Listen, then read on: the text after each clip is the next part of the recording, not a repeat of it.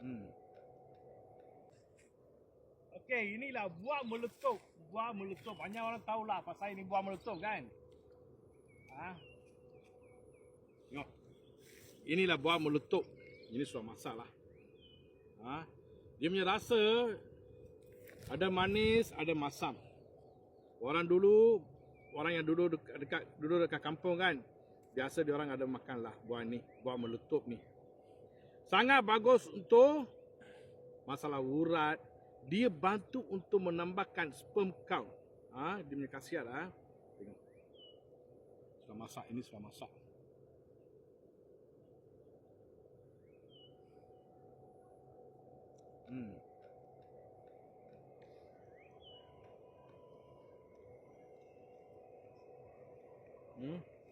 Dia punya daun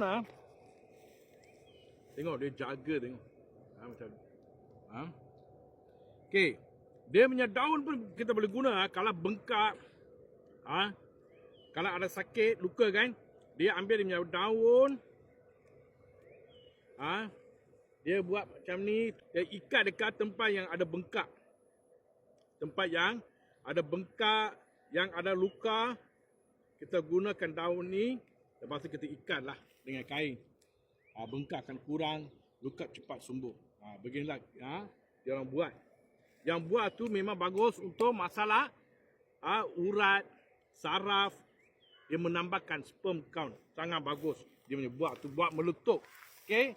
Yang tadi satu abang call saya, dia ada luka kencing manis. Dia mula-mula dia kena bisul. Besar sikit, bukan kecil besar juga. Okay. Tengok dia punya luka. Tengok. Sebelum makan air food, luka macam ni. Okay. Lepas dah makan air food, tengok. Sudah kering lah. Sekarang sudah kering, sudah kecut. Yang apa yang orang kat luar buat, bila sudah kena luka, dia tata macam mana nak buat, macam mana sembuhkan luka dia. Sebab tu kita ajar dia cara macam mana amalkan air food. Ni air food. Okey. Bila sudah kena luka saja, pagi sampai tengah hari puasa lah. Jangan makan apa-apa. Minum air suam saja. Tengah hari makan nasi dengan beras merah. Jangan ambil beras putih. Beras putih mengandungi gula terlalu tinggi. Jadi tukar ke beras merah. Yang lepas tu, ambil satu huncang sup morakatan ni. Rendam dalam air panas, minum selepas makan tengah hari. Pukul 7 petang makan air food. Makanan bijiran kita air food ni. Lepas dah makan, yang uncang yang petang anda tengah hari anda guna uncang ni kan. Guna balik. Uncang ni, satu uncang ni boleh guna. 3-4 kali boleh guna. Jadi minum lagi sekali uncang ni. Sup morakatan. Dalam 21 hari anda boleh nampak luka cepat sembuh. Akan kecut, kering. Gula setiap hari kena macam gula. Bila bacaan gula turun, anda berhentikan ubat satu-satu. Okey? Jadi bila anda pagi tak makan apa-apa, tak payah makan ubat, tak payah cucuk insulin. Ubat itu tukar ke tengah hari. Itu saja. Dalam masa 21 hari, luka cepat sembuh. Anda boleh nampak perubahan dia. Yang buah-buah begini, yang buah meletup ni, banyak tempat anda boleh nampak lah. Bila kalau kat rumah ada anak, ajar dia macam mana makan buah ini, apa dia punya khasiat, baru dia orang tahu.